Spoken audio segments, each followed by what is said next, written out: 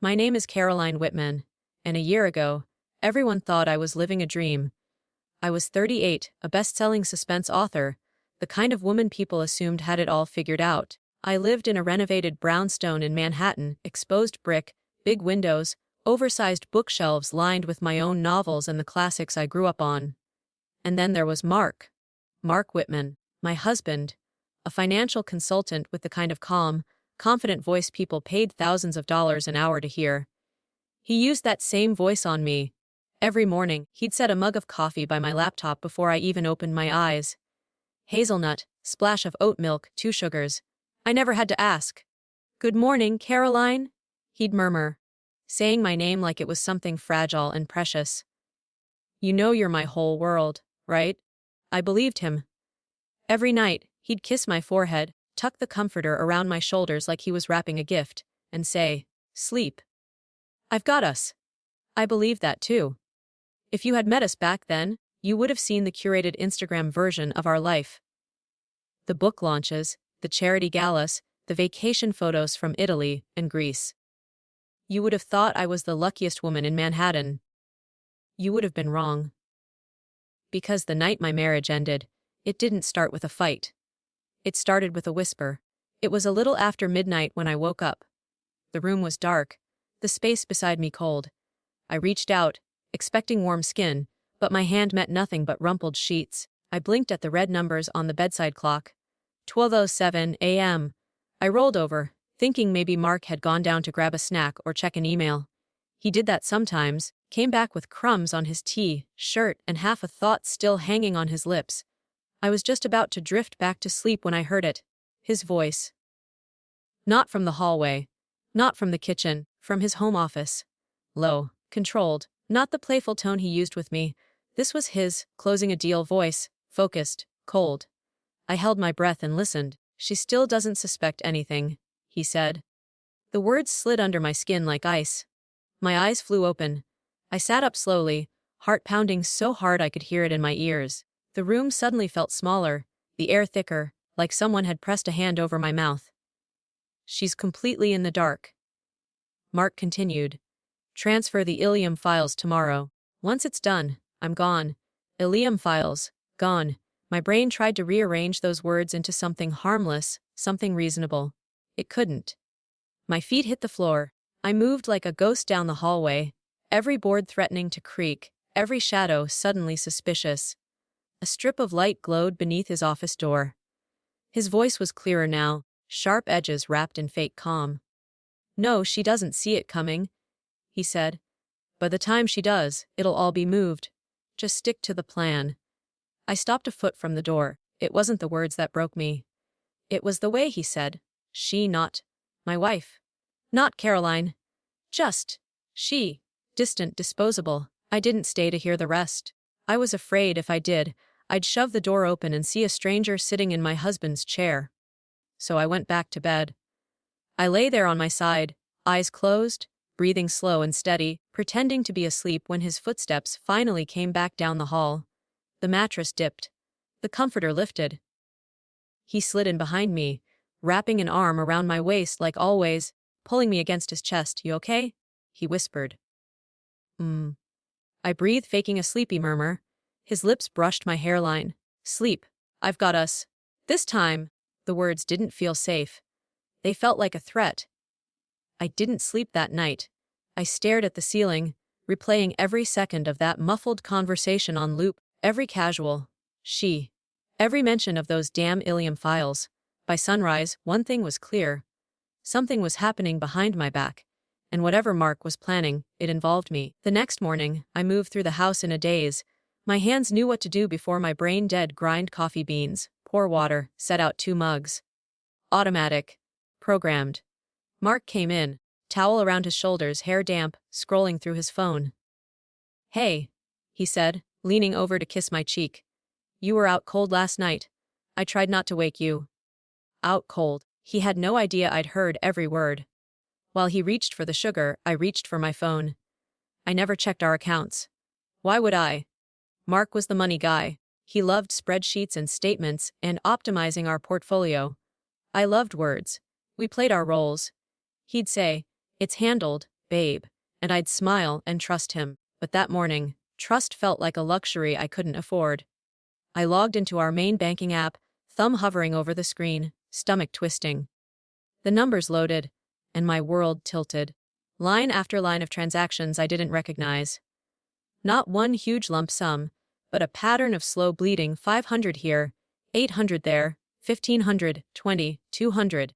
Every few days, 3 months back, always to vague-sounding entities, consulting strategic services. Ilium Holdings. My heart hammered. Checking the account this early.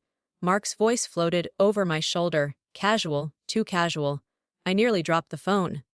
"Just curious," I said, forcing a laugh I didn't feel. Some of these charges look new. He wiped his hands on a dish towel, walked over, and glanced at the screen like it barely mattered. "Oh, that," he said, easy smile in place. "Just some short-term opportunities I've been managing. Small investments. I must have forgotten to tell you." He took a sip of coffee and very intentionally did not meet my eyes. Something inside me hardened. Not rage, not yet. Just clarity. "Right," I said softly. "Investments." He nodded quickly, already moving away, already changing the subject, already assuming I'd drop it like I always did. But I was done dropping things. I was done being in the dark. Over the next 2 days I watched him. Not like a wife. Like an author studying a villain. He never went anywhere without his phone, but he'd started putting it face down every time a notification appeared. He stepped out to take calls he never would have hidden before. "Just business," he'd say lightly when he caught me looking. "You don't want to hear about this boring stuff." He had no idea how badly I did. Then one night, my opportunity fell right into my lap. We'd just finished dinner. Mark pushed his plate away and stood, stretching. "I'm going to grab a shower," he said. That pasta was amazing, by the way. Normally, he'd take his phone with him. He always did. It was practically attached to his hand. But this time, for the first time in weeks, he left it on the table, face down, buzzing. I waited. 30 seconds. 60. I heard the water start upstairs. Every instinct in me screamed not to do it. This was his privacy. We don't do this, we trust, we believe, we stay soft. But the part of me that had heard, "She still doesn't suspect anything," got louder. I picked up his phone. It was unlocked. Messages. Most threads were exactly what he'd want me to see if I ever got this far. Group chats with colleagues, dinner plans with friends, reminders about a client meeting. Then I saw it. A number with no contact name, no photo, just digits. My fingertip hovered, then tapped. The most recent message was from the other person. "Send her the Ilium documents. Keep her clueless until it's over." Almost there. My stomach turned over. I scrolled up. There it was again and again. "R. Always R. Never. Your wife? Once she signs, we're clear. She won't know what hit her. Make sure the transfers look clean." My hands were shaking so hard I nearly dropped the phone. I put it back exactly where he'd left it. Same angle. Same distance from the plate. Same lie. Then I walked into the kitchen, gripped the counter, and let cold water run over my wrists until my pulse stopped roaring in my ears. Mark wasn't just distant. He wasn't just hiding something. He was planning something. And I was the target. The next morning, as soon as he walked out the door for work, I did the thing I'd been avoiding. I called Anna. Anna Prescott wasn't just my best friend from college. She was one of the top estate and asset protection attorneys in the city. The kind of woman who made judges pause and opposing counsel sweat. We'd joked for years that it was ironic I, of all people, had never needed her professionally. Until now, she answered on the second ring. "Caroline. Everything okay?" "No," I said, my voice breaking on the word. "Can you talk?" 30 minutes later, I was sitting in her sleek midtown office, legs crossed, fingers twisted in my lap, like I was trying to braid my own nerves. I told her everything: the midnight phone call, the Ilium files, the strange withdrawals, the text messages to the anonymous number. When I finished, the room was silent except for the faint hum of the air conditioning. Anna didn't ask if I was sure. She didn't say it sounded crazy. She asked one question: "How much money are we talking about total?" "Your share." "The apartment investments, royalties, all of it?" I swallowed. Between my inheritance, my books, and what we've built together, close to 500 million. She blinked once. Then her entire posture changed. Caroline, she said, every word razor sharp. We move now. Not tomorrow. Not next week. Today. The blood drained from my face. Move, what? Everything that's legally yours, she said. Into a properly structured trust. You are a high net worth target, with a husband who's already making secret transfers and talking about files you've never seen. That is not a coincidence. We need to get your assets under protection before he makes his next move. My knees went weak. You're sure this is legal? It's not just legal, she said. It's smart. And we are not hiding anything. We are protecting what is yours from someone who clearly doesn't have your best interests at heart. I stared at her, the weight of 500 million suddenly feeling less like luxury and more like a loaded weapon pointed at my own chest. Okay, I whispered. Do it. Whatever you have to do. I'm in. The next 72 hours felt like living inside a storm. We moved fast. Anna created a trust in my name, not a secret offshore account, not some shadowy entity, but a documented, legal structure that put a wall between my assets and anyone who might try to claim them later. We retitled the brownstone. We separated my personal book royalties from our joint accounts and routed them into the trust. We pulled every statement, every account, every investment Mark had opened in my name, and flagged anything suspicious. There was nothing sneaky about it. No forged signatures. No hidden numbers, just clean documented transfers, signed by me, witnessed by her team. By the third night, when I turned the key in the front door, my legs were shaking from exhaustion. Mark was already home, spotless in one of his tailored suits, a takeout bag in his hand. Hey, he said, all easy charm. Thought I'd bring Ty. You look wiped. Long day. You have no idea. Yeah, I said carefully. Very long. He had no idea that while he was out there plotting with anonymous numbers and Ilium files, his favorite target had just built a fortress around everything he thought he was about to take, and I wasn't going to give him a reason to suspect a thing. Not yet. 4 days later, he made his move. It was a Friday afternoon when he came home early, the air outside humid and heavy, the city buzzing like it knew something was about to break. He didn't kiss my cheek. He didn't ask about my day. He walked straight to the dining table, set down his briefcase, and slid a thick folder across the surface toward me. We need to talk, he said. Every muscle in my body went still. I opened the folder. Divorce petition. Asset division proposal. Spousal support demand. I flipped to the last page and saw the number half. Half of everything. Half of the life I had built before him, and the life I had carried him through. I think this is for the best, Mark said, voice smooth, rehearsed. We've been disconnected for a while.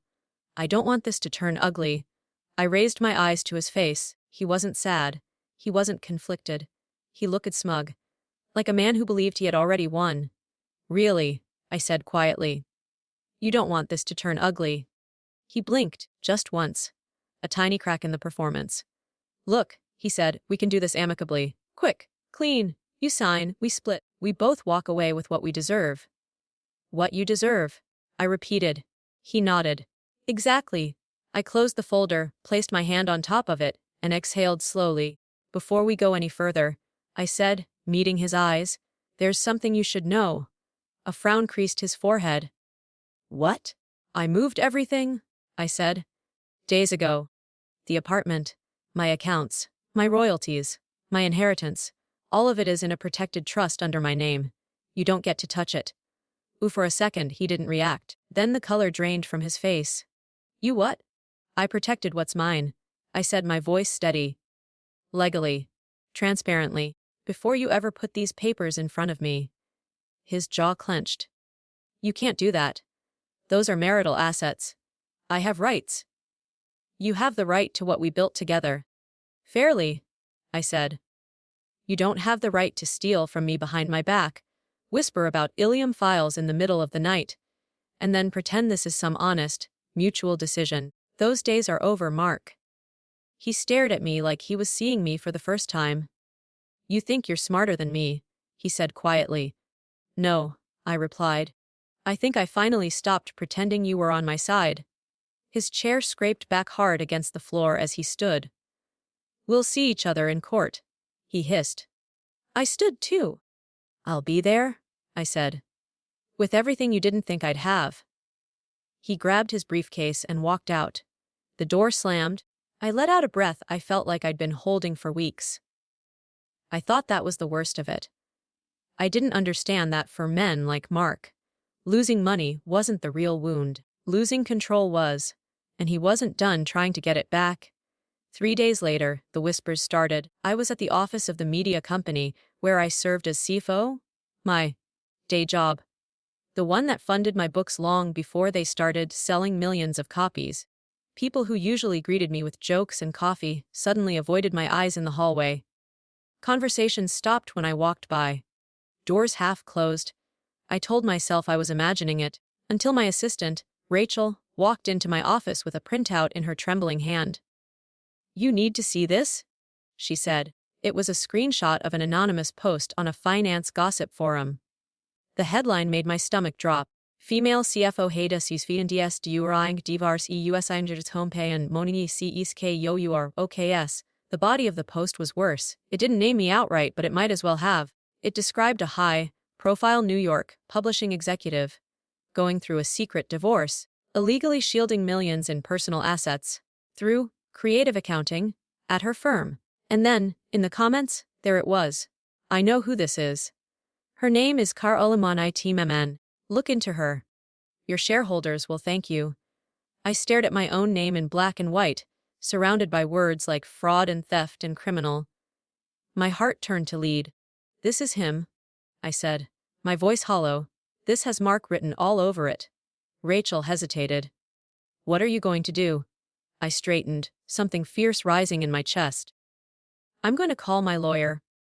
Anna listened to everything, her face hardening with each detail. He's not just coming after your money now, she said. He's going after your name, your career. This is strategic. He wants you desperate, scared enough to settle. I'm not settling, I said flatly. Good, she replied, because we're not just going to defend. We're going to hit back. First, we send a cease and desist. Second, we preserve every scrap of evidence. Screenshots, URLs, metadata. Third, we prepare for the next level, because a man like this, he's not going to stop at a forum post. She was right. He didn't. 3 days later, she called me into her office again. Her tone was clipped. Controlled. He just escalated, she said as soon as I sat. Mark filed a lawsuit. My throat went dry. For what? Financial fraud, she said. He's accusing you of illegally moving marital assets and embezzling funds from your shared accounts. And he didn't file alone. She slid a folder across the desk. I opened it. The second name on the complaint hit me like a physical blow. Ilomero, Ilomero Capital, Ilomero Consulting. The same word I'd seen in that text thread weeks ago, attached to phrases like, once she signs, we're clear. Who is he? I whispered. Anna's eyes were cold.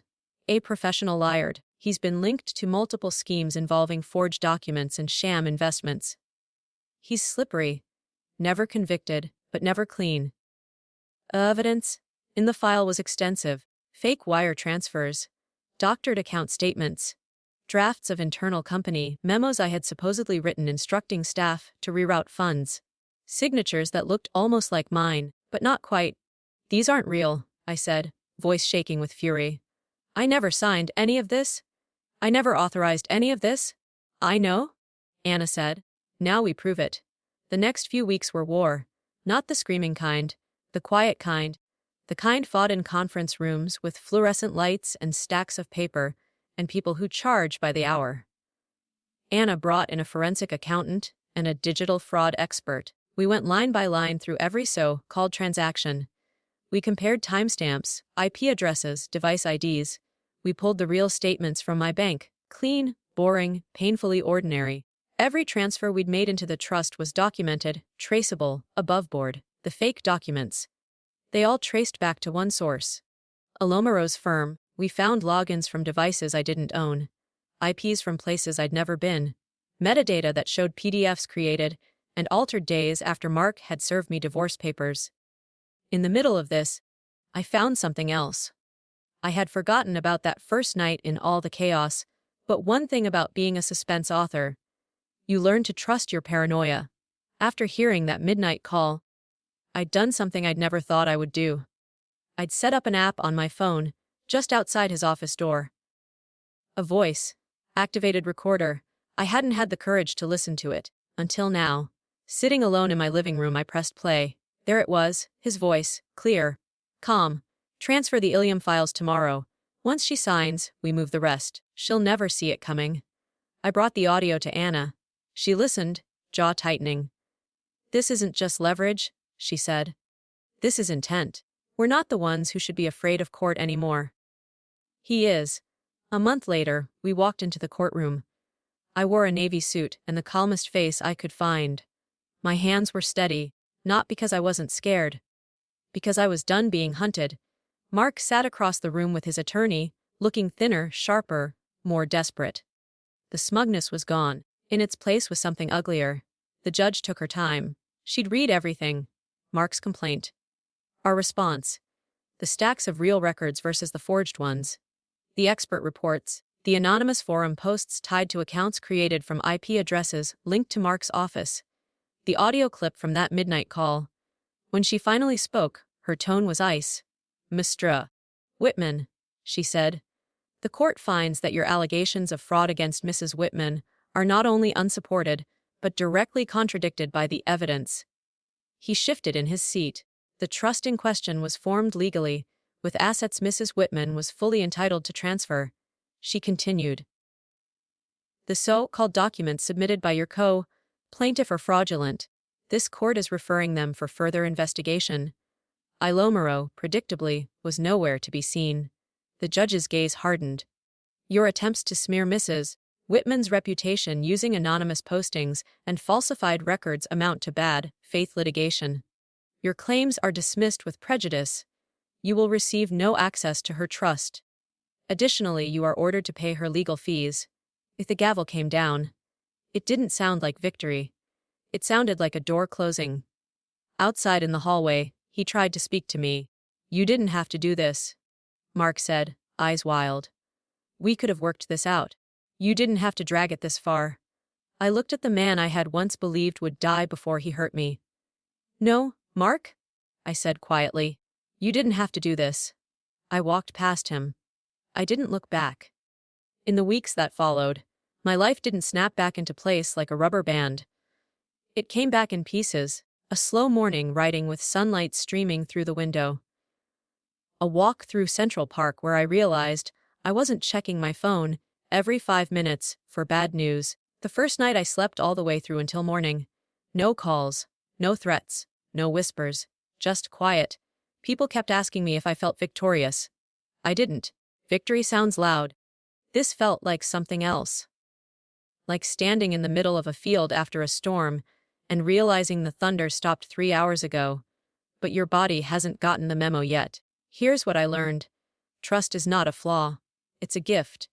But handing over control of your entire life, your finances, your future, your safety, without ever looking behind the curtain, that's not love. That's surrender. And you don't owe anyone that. Not your husband. Not your partner.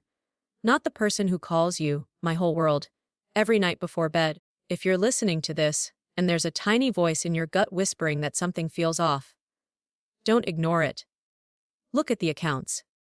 Ask the questions. Know where your money is, whose name is on what you're signing, and why. Not because you expect betrayal. Because you respect yourself. Because control over your own life is not a luxury reserved for men in suits and shiny offices. It's your right. And if someone ever tries to break you with lies and betrayal, remember this: you don't have to become like them to win. You don't have to destroy yourself to survive them. Stand up. Get help. Let the truth do what revenge never will. It won't just hurt them. It will set you free. If this story sounded even a little too familiar, you're not alone. And you're not powerless.